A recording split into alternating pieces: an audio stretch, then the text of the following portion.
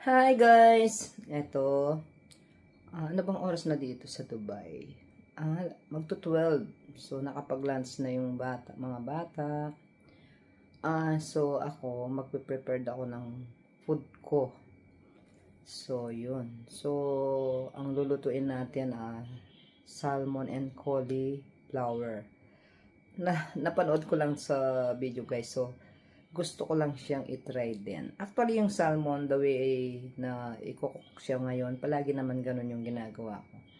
Ang bago lang dito, yung cauliflower. So, it's almost 12 na dito, lunchtime na. So, lulutuin ko na kasi gusto ko lagi, pagkaluto ng lunch ko, kainin ko na. Gusto ko laging mainit yung food natin. Yung ingredients nila, ayan, paprika, meron tayong spray oil para sa salmon, olive oil para sa cauliflower, salt, garlic powder, rosemary para din sa salmon. Ayan, so let's start. Itong paprika, para gagawa tayo ng, pagsasamahin natin yung paprika, olive oil, garlic powder, and salt. Yan. So, start na natin. Umpisa na tayo. Ito, dapat may bowl tayo, tsaka brush. Kasi gagamitin ko to sa cauliflower. So, lagyan muna natin ng olive oil. Siguro mga isang 1.5 teaspoon. Hindi naman ganun karami. Yung saktong may spread lang yung cauli. Ayun. Then, paprika. So, lagyan natin yung paprika.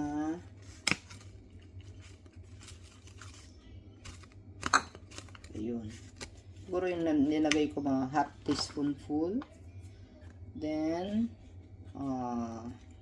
garlic powder. Parang luma tong garlic powder na yun. Asan ba yung bago? Ayun, asan ba yung bago? Wala yung bago. Ito, luma na to. Yan, namuuna eh. So, tapon na natin. Ito yung bago. So, garlic powder. Lagyan na natin. Ayan. Ayan guys. Ayun o. Ayan. So, ano pa? Salt.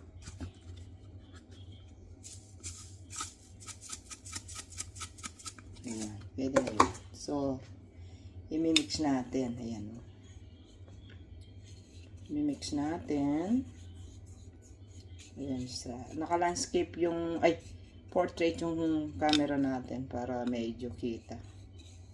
So, ayan. Kita na, no? Ayan. So, spread na natin. Tignan ko nga kung may lasa. Ano bang lasan to? Medyo spicy siya kasi yung paprika. So, okay naman yung lasa niya. Mamaya, pag lagyan ko din siya ng parmesan cheese. So, unahin muna natin to. Itong, ayan, pakita ko siya. Ayan, para siyang kinat ko ng steak.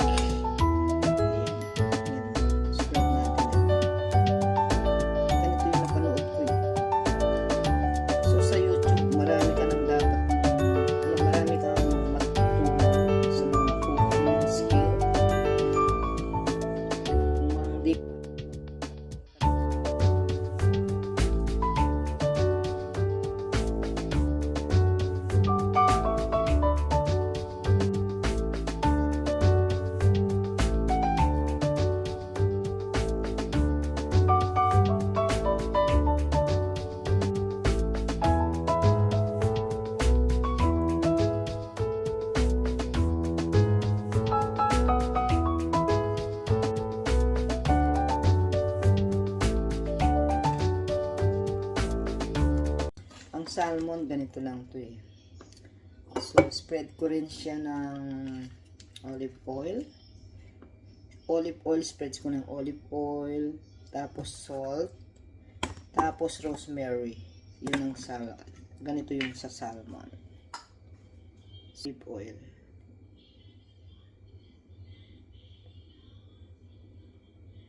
Yan. Yung iba butter yung ginagamit nila, pero mas okay na itong olive oil kasi mas healthy. Yan, mas pa. So, lagyan lang natin siya ng ano din, garlic powder. Ay, ba't lumilipad yung garlic powder na to? Lumilipad siya. Ayan. Spread din natin. Ayan. So, salt. And then salt. Ipa-fryer natin to guys sa pagsasamayin ko na. Salt and rosemary. So, kamayan ko na tong ganito lang yung rosemary. Ganito siya ilalagay. So, ganito yung magiging isura niya. Yung rosemary kasi guys, nakakaano siya. Parang may aroma siya na ano sa chicken. Parang chicken or salmon. So, alisin na natin yung mga ingredients na to. Isampa na natin lahat sa cabinet. Ayan siya. So, ayan. So, ito na yung itsura niya. Itsura na nila. So, yan. Ang salmon, ayan na may rosemary. Yung salmon, olive oil, rosemary, salt, and garlic powder. Ito naman, paprika, olive oil, garlic powder. Parang hindi ko yata linagyan ng salt to, no? Pero okay na rin. Mamaya na lang pagka ano. Pwede na yung fryer. Pagsamayan na lang natin. I-fryer. Ayan. Wow, ang ganda. Parang steak nga yung broccoli.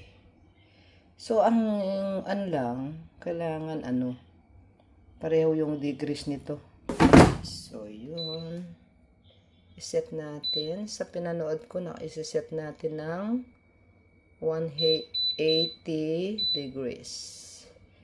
Try muna natin siya sa 10 minutes.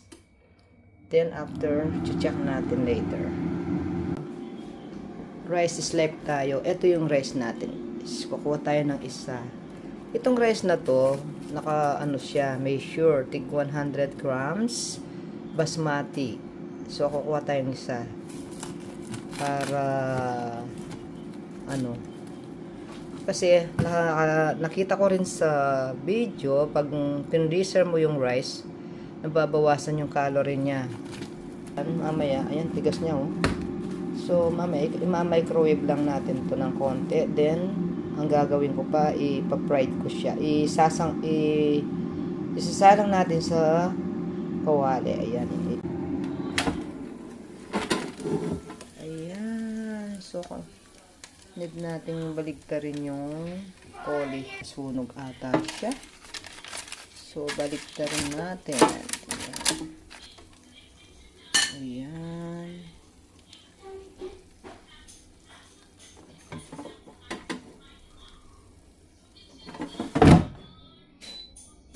Ano yun pa natin? Ay, yun pa natin mga 5 minutes. Ayan. Try natin. Ano siya guys? Oh, wow. Abang mainit kayo din na natin. Wow. So, kakain na tayo guys. Ayan, may chili garlic pa tayo. And then, ito yung rice ko. Yeah, let's eat. Cauliflower. Tikman natin. Ito.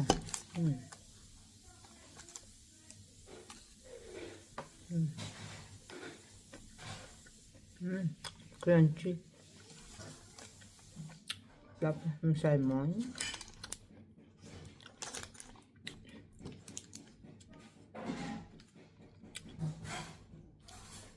Usok pa.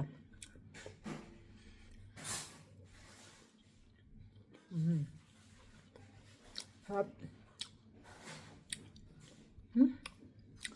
Medyo mahanghang yung spicy yung cauliflower pero ang sarap niya. Naparami yata yung paprika.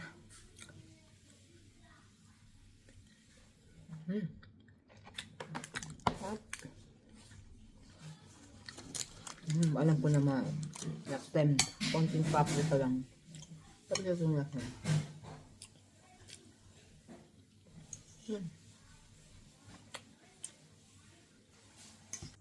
Halos less carbs siya.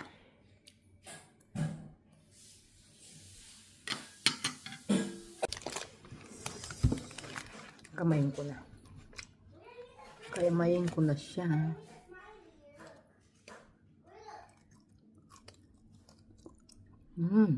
Sarap. Sarap pa nito.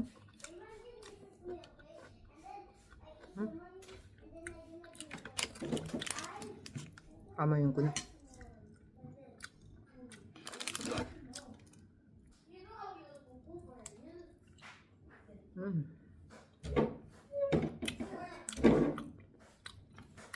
Sarap.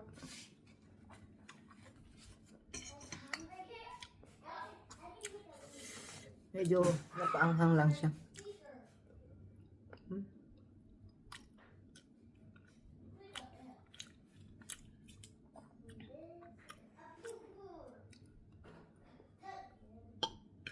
Ang sarap na.